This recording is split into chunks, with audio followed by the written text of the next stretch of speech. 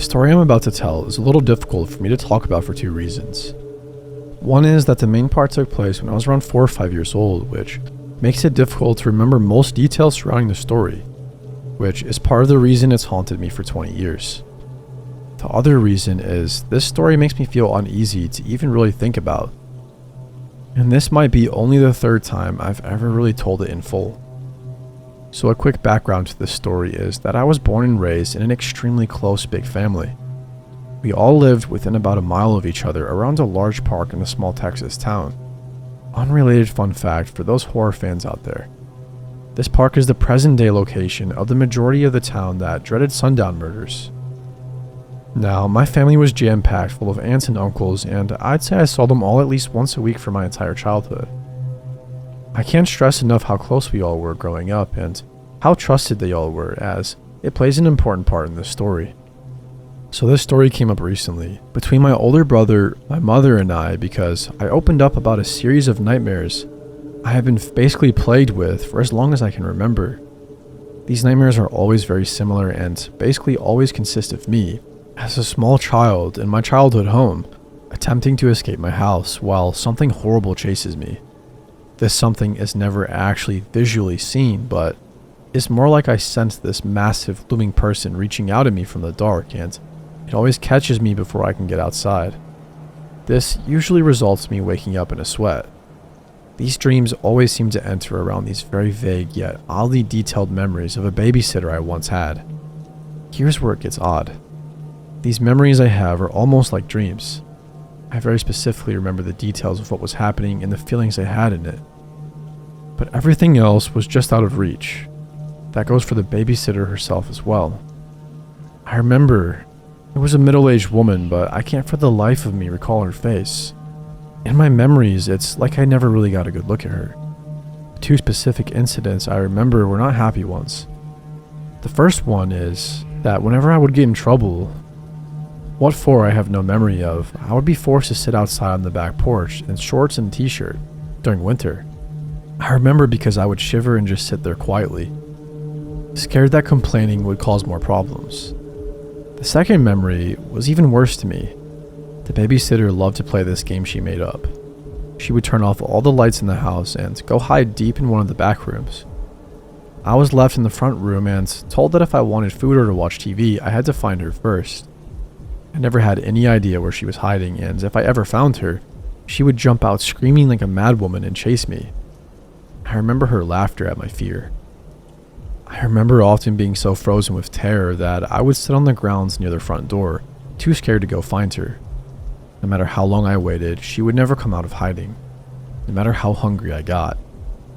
I specifically remember this one time very well. I was so little and scared. I was whimpering as I slowly built up the bravery to walk the back hallway looking for her. My hunger felt deadly at this point, and I needed to find her. I checked bathrooms, bedrooms, and closets, and nothing. She was nowhere. I remember standing in my parents' bedroom trying to figure out where she could be. When I saw her, she was a dark shape under the big bed, peeking at me from under the bedskirt. We stared at each other, unmoving. I couldn't make out her face, but I knew she was smiling at me. She was like a crazy feral animal under there. I remember her sliding herself along the floor so fast. I screamed and turned to run as she made it to her feet. And then the memory goes dark. I don't know what happened after that, and that scares me just as much as the memory I have of the event. I never shared these memories because they seemed so distant, and I often wondered if they were even real. One day, when I was in my 20s, I mentioned the nightmares to my mother and brother when we were just sitting around talking during one of the weeks when my brother and I were home from college. We would do this to tell funny stories and to remember all of the kids we knew from long before. Then I decided to ask my mom about the babysitter. She seemed confused and told me she never hired babysitters for either me or my brother. Because of how big and close my family was and how protective my mom was of us, she never trusted anyone but family to watch us. My aunts and grandmother were the absolute opposite of the woman I remember. Loving, kind, and fun. They treated me like their own children. I couldn't imagine them doing those things to me. My mom genuinely seemed confused, but also slightly worried, like a mother would be when hearing such a horrible story. She told me she truly couldn't even begin to imagine who I was talking about. With her certainty and with the memories being so vague in important places, I decided I must have imagined it all.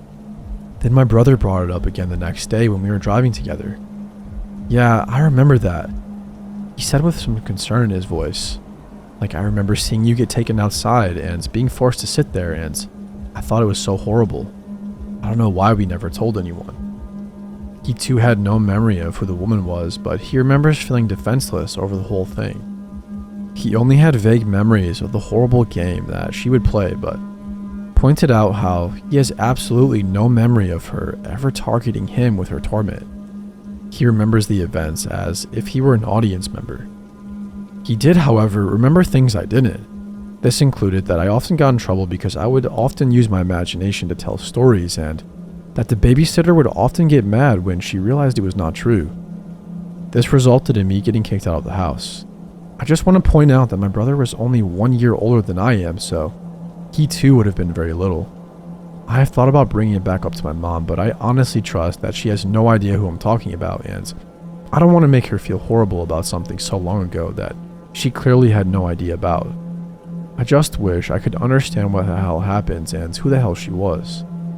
My brother never brought it up again after, but told me at the time that he had always played the memory off as being so young and just misunderstanding whatever was happening.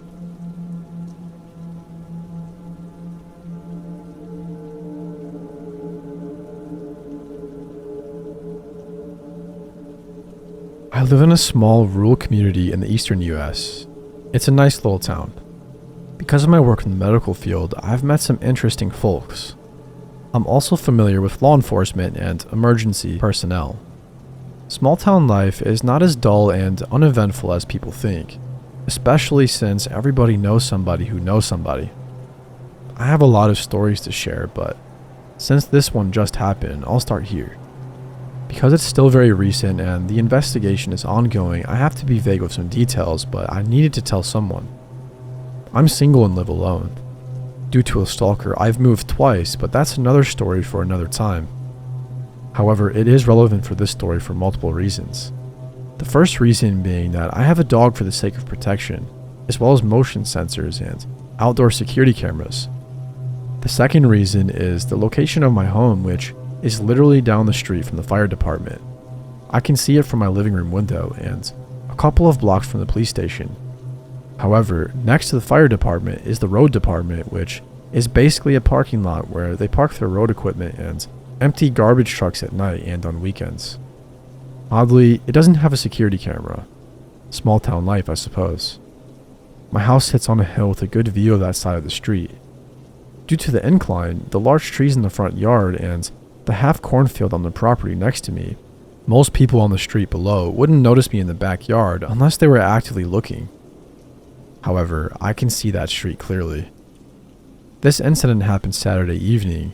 The county was holding its annual Independence Day spiel with a community barbecue, music, fireworks, etc. I didn't attend because it's just not my thing. Plus, I have a dog and the sound of fireworks could be traumatizing. Before the big show, I took the dog out to relieve herself in the backyard. There was still at least an hour of daylight, but the entire neighborhood was pretty quiet because most everyone was at the fairgrounds or various other holiday events, so when an unfamiliar large white pickup truck drove slowly down the street, I noticed. It must have turned around at the end of the street because I saw it again, moving in the opposite direction only about 20 seconds later. This time, it turned into the parking lot of the road department. Now, people have known to toss things into the empty garbage trucks, usually at night to avoid getting caught, because they don't want to or are unable to make the trip to the landfill themselves. Usually, it's things like furniture or broken equipment, but I didn't see any of those things in the back of this truck. The driver was a somewhat stocky guy of average height. He took 3 large black trash bags from the bed of his truck and tossed them one by one into the hopper of the garbage truck. Then he left. Now, I swear I'm not one of those meddling rear window types who always thinks activity is suspicious and that their neighbors are up to no good, but something about this didn't sit right with me. Normally, when I see people tossing their garbage into the trucks and leaving, I don't bother reporting it because it's relatively harmless. But But this time, I had a gut feeling. So I called the police. If anything, they could get the guy for illegally dumping trash from a barbecue or whatever. While I'm on the phone with dispatch, I put my dog inside to cut down on distractions while the officers investigate. A few minutes later, an officer arrived and I crossed the street to meet him, gave him a description of the events, and pointed out which of the trucks the man had tossed the bags from. He found the bags. He took photos. Then put on gloves and told me to stay back. The bags were tied in a knot at the top, and it took him a minute to untie one because of the gloves and how tight the knot was. But eventually, he got it open. Then looked inside for a few seconds, then twisted it closed and took a few steps back. Shit, he hissed under his breath. What? I asked. It's a body. I felt sick, and I could tell he felt sick too. I saw him grow pale. His hand was trembling when he held the radio, and even his voice was shaking as he gave the code to dispatch. The dispatcher sounded confused when she asked him to repeat it. Within 10 minutes, the county sheriff was on the scene. Even he looked sick at the contents of the bag. The coroner arrived about 10 minutes after that, and the first officer walked me back to the house along with another one who arrived at the same time as the coroner. Though I showed the first cop via the app on my phone when I described the events initially, I now showed them the video on a larger screen. The camera caught footage of the truck as it drove by both times, as well as pulling into the parking lot. Though unfortunately not a clear view of the license plate or of the man tossing the bags out of the frame. We watched the footage over and over, pausing frames. The officers taking notes. Ultimately, they requested this footage as well as a copy of the files from the past week to see if the truck had been in the area before. I've also been saving footage until the road department installs their own camera this week. Because this is still fresh, I don't know many more details. I know the body was in pieces, but I don't know the age of the victim, the gender, the cause of death, or any of that. Information hasn't been released to the public. I don't know if the coroner has even been able to identify the body yet. A police cruiser has been parked at the fire department next door for constant surveillance in case the guy comes back. The guy who dumped the body was likely a local. How else would he know he could dump there? He probably thought it'd get buried in other people's illegal trash accumulated over the holiday weekends, and the sanitation crew wouldn't have bothered to investigate. When I think about how this guy lives in my community, it makes me feel physically ill. To think that he had clearly scouted the area for a dump site, that it may not have been the first time this had happened, and that it could happen again. If I hadn't called it in, if I hadn't been in the backyard at that exact moment, or if I had ignored that gut feeling, the victim would have never been found, may never find potential justice, and their loved ones may have never gotten closure. In fact, there's a real possibility that it just might happen again to another poor soul. I hope it's not me. Dear God, please don't let it be me. I think it's time I moved again. Third time's a charm, right? Update. Temporary housing acquired. Moving out.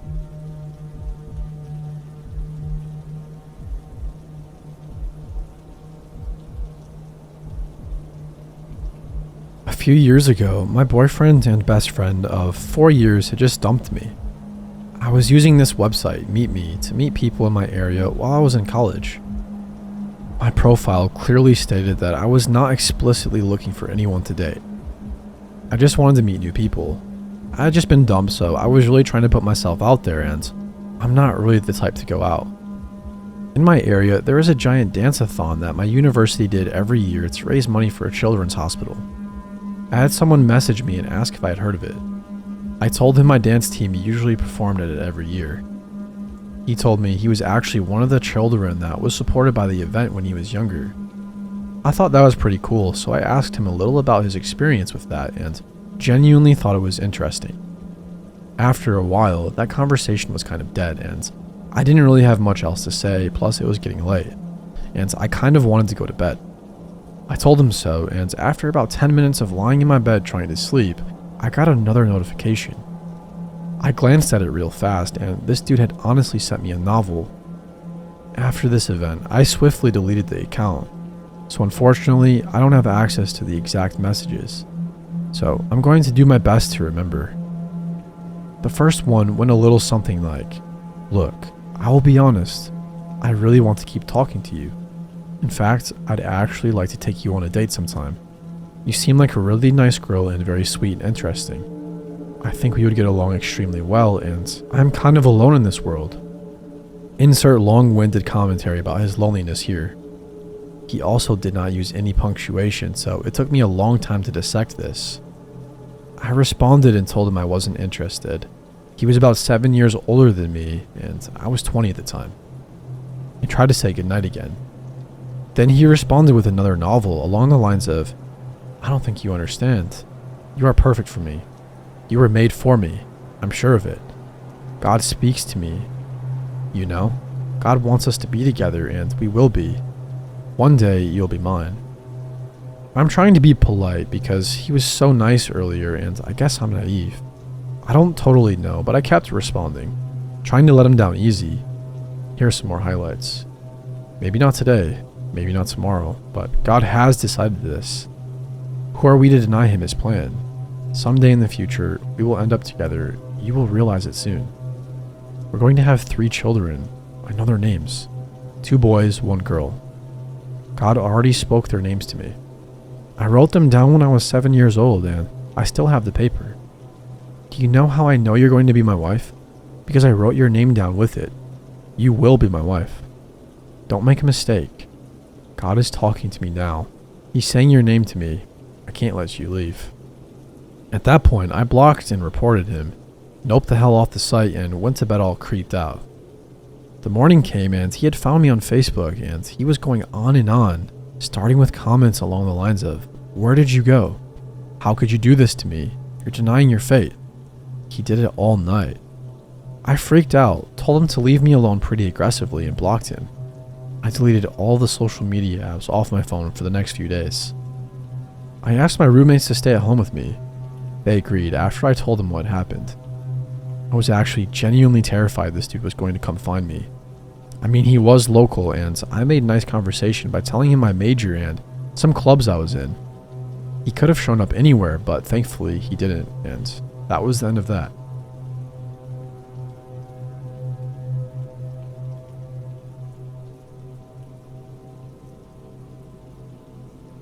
I was in a toxic, borderline abusive friendship with a girl from the ages of 9 to 12.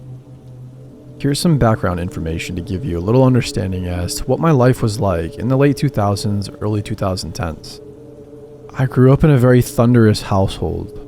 My parents hated each other, and my extended family, along with my immediate family, were plagued by mental illness and drug addiction. So, needless to say, I was a very anxious child who was drawn to unstable people, and suffice it to say, they were drawn to me. I was a shy 11-year-old girl who, like many others before me, used the internet as a way to vent my frustrations and anger about my home life. This was the time when AOL was the main source of communication used between friends, and I was no stranger to this, along with MySpace and Facebook. However, I wasn't like the typical preteens of this era, or so I thought. I kept my profiles private, never accepted a follow or a friend request from someone I didn't know. This is the part where I introduced Tanya. Tanya isn't her name, of course, as I don't want to use her real name in case she just so happens to read this thread, watch the YouTube channel, so we'll just call her Tanya.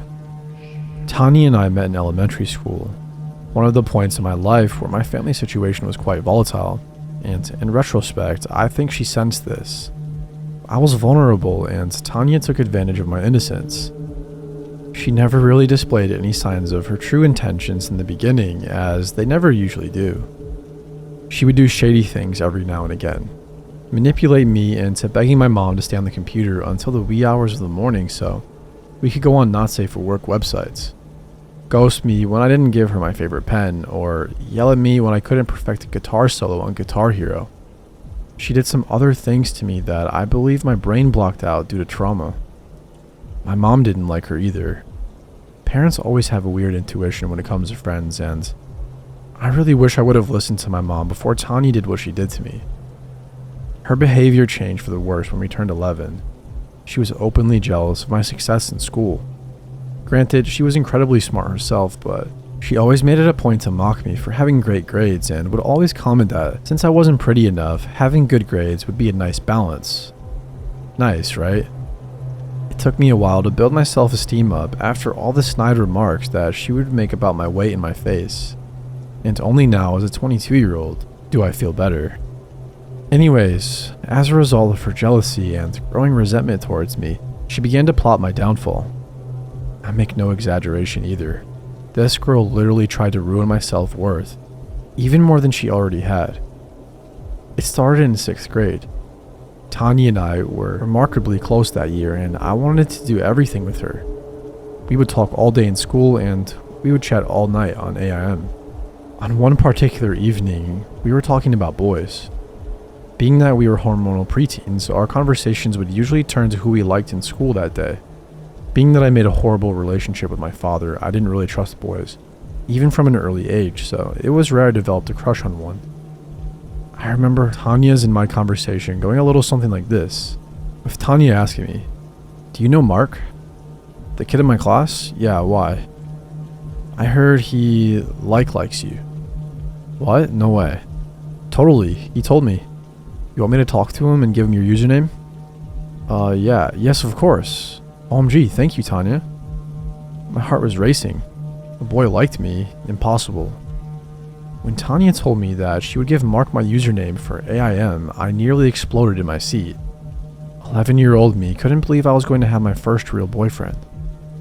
Fast forward to the next night, I was getting ready for bed when I heard the famous AOL ding sound off of my iPod Touch. You know the sound I'm talking about. When I checked the notification, it was a message from MarkyBoy99. I don't remember his exact username, so we'll just go with something like this. I turned red. She had really talked to Mark and gave him my user. She was truly the best. He messaged me with the usual hey, emphasis on the 3 Y's, and I responded, hey. I didn't want to come off as desperate, so I only used 1 Y. Not even 1 minute later, he messaged me back. We talked all night about everything. Our days, how school was, what type of silly bands we liked. Typical 11-year-old stuff. I have to admit, I was smitten right off the bat. I think it was partly because I never really had a boy like me before, and the other part being that my self-esteem was so low that I never thought a boy would be capable of liking me. Also, it could have been because Mark was one of the most popular boys in school at the time. He played football, was mouthy to the teachers, and was extremely outgoing. All the things a young girl would be attracted to. We talked for months, my puppy love growing for him more and more every time we chatted. Of course, we never spoke over the phone, nor did I get his number, because why would you do that, right? All the while I was speaking to him, Tanya would be gassing me up, telling me how proud she was of me, and that I deserved a boyfriend. My suspicions of Mark only began to grow when I attempted to approach him during school hours. Again, I had anxiety, so I would never really speak to Mark outside of AIM. When I went to talk to him, Mark looked confused, as if he'd never had a conversation with me before in his life. He turned away from me on the playground and walked to be with his other friends. Huh? Weird. This wasn't like him. He was usually so chatty with me online that I expected him to welcome me with open arms in person. My ego was bruised. My little 11-year-old mind tried to rationalize this behavior by chalking it up to him not wanting to talk to the nerd since he was so popular and that he just preferred to keep our relationship online. I told Tanya the news and she seemed to be genuinely heartbroken for me. She was just as angry as I was and vowed to confront Mark later that day during music class. I was happy. She had my back, and as far as I knew, she was going to tell Mark off about him being a total jerk to me. Well, it worked. Later that night, I got a message from Mark telling me how sorry he was for ignoring me and that he was just going through some family things. Back in love, I was. I didn't care that he ignored me during school, and I didn't care that he rejected my advances in person. As long as I had him to talk to online and Tanya's support, I was fine. I even told my mom about him, and she was extremely happy for me as well. Another month passed, and it was March 31st, 2011. He messaged me and told me that he had something very important to tell me the next day. The anxiety began. What was it? What did he have to tell me? At that point, I considered myself and Mark to be dating, so I was anxious that he was either going to break it off with me or that he was going to make us public in school the next day. I told my mom and Tanya, almost on the verge of tears with how excited and nervous I was. Well, the next day, April 1st, 2011 rolled around, and this is what followed. It was around 7 p.m. and I was on Club Penguin as I usually was, until I heard a familiar ding. It was Mark. It was time for the news I'd been waiting for all day. Mark's message read, "Hey babe," with a smiley face.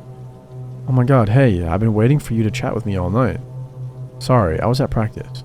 Are you ready for the news?" I was shaking with anticipation at this point. Even writing this now, a whole swell of emotions is resurfacing. Yes, of course I am. It was then that Mark sent me a picture. I opened it, but it wasn't Mark. It was Tanya, and she was holding a handwritten sign that said, "Happy April Fool's Day." At first, I started laughing, and I mean it was an ugly laugh. Of course it was a prank. Tanya had gotten me so good, right? Well, wrong. It was then when the realization hit me that I started to cry. I felt betrayed and like a loser. Tanya had been behind Mark all along, and she had been planning this big joke since October of 2010.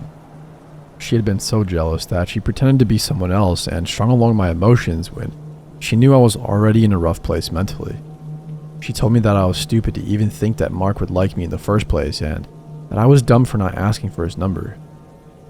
She had been at this for 6 months. An 11-year-old girl plotted against Mark, used him to make me think that a boy liked me, and tricked me into believing that I had a boyfriend. All the while telling me when we hung out that she was happy for me and that Mark and I were a cute couple. I told my mom, who then called her mom. My mother was livid, to say the least. She told Tanya's mom to tell her daughter never to speak to me again. I was crushed. My best friend of 3 years had catfished me because she simply wanted to play a joke. I was loyal to her, and she toyed with my emotions because she could. Tanya had tried multiple times to guilt trip me into being her friend again in the months that followed leading to 7th grade. One of the more memorable and honestly messed up times was when she messaged me a few days after my birthday in August to tell me that her mother had just died in a horrible car crash. That her body was dismembered and they could only find her head and wedding ring. As anyone would be, I was in tears. Her mother was nothing but lovely to me, and learning that she died in such a violent way crushed my soul. I started talking to Tanya again, asking her when her mother's funeral would be. She then revealed to me seconds later, after speaking about the grisly details of her mother's passing, that she was only kidding and was pranking me again, that I was stupid to believe her. She even sent a video of her laughing at me. I was disgusted. Who would even say something like that? What now 12-year-old would message someone that their mother was dismembered in a car crash? She then revealed her ugly and quite frankly evil intentions when we were at the beginning of 7th grade and she became friends with a girl named Kaylee. They both invited me to sit with them at their lunch table, and because I was desperate for friends, I stupidly accepted, only to be met with hordes of insults and laughter behind my back, every chance I wasn't looking. They would bully me constantly. Tanya told me that she hated me and was never really my friend to begin with, and that I deserved all of the pain she put me through the year prior. I again told my mom, who then called the police. She had had enough of Tanya, and so had I. For 4 years, I had put up with her malicious behavior, and I just couldn't handle it anymore. My mom made me delete my AIM account, and Tanya's mom told her to never contact me again or else. My mom also advised me to move lunch tables, but I was hellbound on not letting her win. For the entirety of 7th grade, I sat at the same table as her. Only I spoke to my friends at the other side of it. I never spoke to her, looked at her, or gave her any sort of attention. Kaylee was scared to death of me afterward too, as the police had gotten in contact with her family as well. It's been 10 years, and I still haven't spoken to Tanya. I am now 22 years old, have 2 bachelor's degrees, one in psychology and the other in history, and I am now working towards my master's in clinical social work. Tanya did other things to me too that I could write a whole other story about, but I think writing this one helped give me closure on the part of my childhood that scarred me for years. I thank God for my mom stepping in when she did, because I don't know where I'd be without her. As for Tanya, I don't know where she is or what she's doing, and I really would rather not. On the off chance that she stumbles upon this story, I have a message for her. Your jealousy and hate for me didn't win, and I truly hope that karma does not come around one day to bite you in the ass.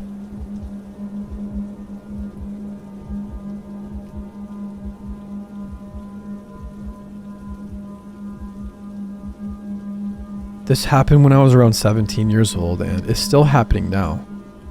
At 17, I felt lost in the world and stuck in a job I disliked with work colleagues that didn't like me. This had to do with my accent, as I was quite well spoken, so they thought I was a rich kid. It all started on a Friday after work. The factory I worked in had a half day on Fridays, so I would just spend the rest of the day wandering around the city I lived in. It had been a tough day of relentless mocking, and I was reaching my breaking point.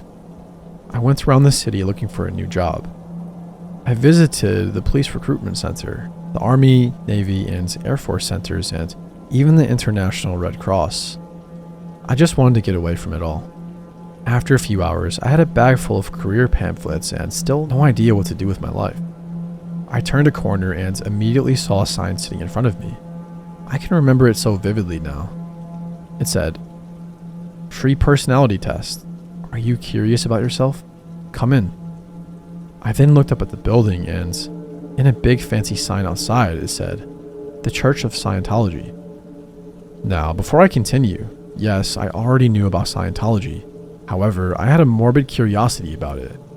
I had heard all the horror stories and goings-on inside the church, but Tom Cruise was my favorite actor and he seemed to have his life sorted out pretty well. My famous last words right there. So I went inside. I was immediately greeted by a very nice lady. She asked me how I was doing and what she could do for me today. I asked if I could speak to somebody about the church and the personality test. She smiled and said, "I would be happy to. Please take a seat and I will get you someone to speak to." After a minute, I was introduced to an older man named Alan, and he was the head of my city Scientology center. Alan took me to a small room to talk privately. When we entered, I immediately noticed a large picture of L. Ron Hubbard on the wall. We sat down and genuinely had a nice talk. I told him about how I was unhappy about where my life was going. He seemed genuinely concerned for me, and I felt like he wanted to help. After a while of talking, I agreed to do the personality test. He gave me the test and left the room, saying to give the test to the receptionist after I had finished. 2 hours later, I finished it. Not joking, that's really how long it took. It was around 500 questions about anything and everything. I handed it in to the receptionist and she told me it would take some time to process. In the meantime, Alan had told her to take me to their private cinema and show me a film. I thought it was just going to be some old room in the back with a TV on the wall, but no. They did indeed have a private cinema. It could seat about 50 people and had a large screen in the front. It did feel a bit weird just being by myself in there, owned by Scientology, but I bet that hasn't happened to many people. Or maybe it has. Anyway, I sat down and they played me the film. It was about 30 minutes long and consisted of a narrator explaining those strange feelings you sometimes get, with some mediocre acting following along. I remember a selection about how much you doubt yourself, knowing you have locked a door, but keep going back to check multiple times. At one point, the film showed how a past event that happened to your mother while she was pregnant with you could affect your life in a negative way. Example, your mother was sick on a flight, so you were scared of flying. I also vaguely remember something about rotten eggs and how much an event involving them can hurt you. I know it sounds absurd, but in some ways the film really made sense to me. When it was done, I was taken to Alan's office and he told me my results. He told me I was extremely depressed, one of the most unmotivated people he had ever met, lacking cognitive thinking and a waste of talent. Now, this made me very upset, but Alan said he could help me. He gave me about 4 books and a DVD. He told me to read the books and watch the film before my course. I asked, "What course?" And he told me he had signed me up to do a course at the center. He convinced me that if I didn't do this course, my life would soon spiral out of control. He made me hand over quite a lot of money for the course and said I would receive an email about it, which was in a month's time. I left the center, ran home, and immediately started reading the books I was given. This happened all over the weekend. I had basically locked myself in my room and did nothing but read and reread those books and watch the DVD over and over again. Over the next week, I began taking notes about myself and my family. I emailed Alan with questions and concerns, and I started resenting my mother for my life. I began to think that she was the problem, that everything bad that happened to me was the result of her. I started to treat her badly, swearing at her, and I did the best I could to ignore her. When I emailed Alan about my mother, he told me that if she was the catalyst for my problems, then maybe I should consider disconnecting from her. And I took that bullshit seriously. I made plans to totally leave her out of my life. A week before my course, I developed some kind of God complex towards everyone around me. What I read in those books told me what I would become. I saw everyone in my family as below me. I really became a truly spiteful person. Just days before my course, I was confronted by my mother and father. They said they were concerned about me and they searched my room. My dad took out all of my Scientology books and the DVD. I was outraged. I screamed and cursed at my parents. I said horrible, wicked things to them and told them how I was going to leave them and how I never wanted to see them again. Hours of arguing back and forth, tears and crying.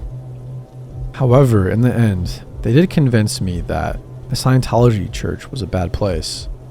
They said, if I was so miserable at work, I should have told them. And that is true. To this day, I can't believe I didn't say anything to them. Instead, I went to Scientology. That night, after the arguing had stopped, they sat me down and comforted me. I really couldn't believe it. After the way I treated them for the past 3 weeks, they still cared for me. The next day, I emailed Alan and told him I would not be coming back.